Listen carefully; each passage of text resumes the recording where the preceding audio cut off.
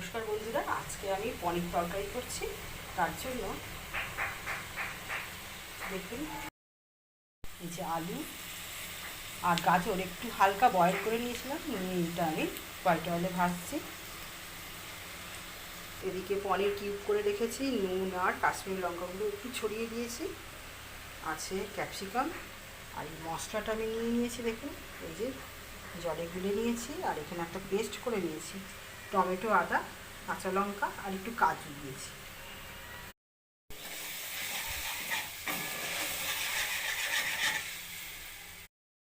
দিয়ে দিচ্ছি কাশ্মীরি লঙ্কার গুঁড়ো। দেখুন আমার মশলাটা থেকে তেল ছাড়ছে, এই অবস্থা আমি দিয়ে দিচ্ছি ক্যাপসিকাম কুচিগুলো।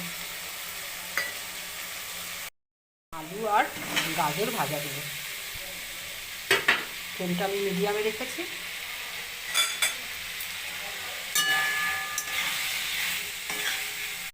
এরপর ব্যালেন্সের জন্য চিনি দিয়ে দিলাম।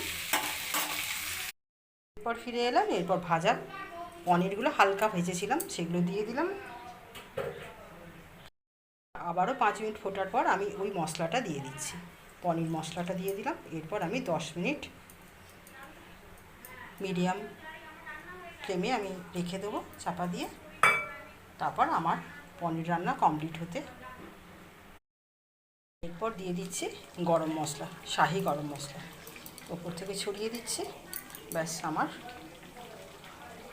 পনির মশলা রেডি।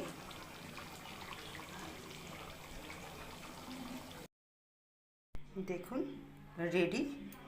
তবে আমি মাঝপথে নুনটা চেখে দেখেছিলাম আর একটু অ্যাডও করেছিলাম। দেখুন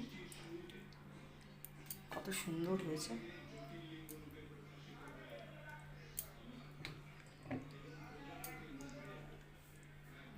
এরপর এর মধ্যে দিয়ে দিচ্ছি, ব্যাস আমার রেডি পনির মশলা।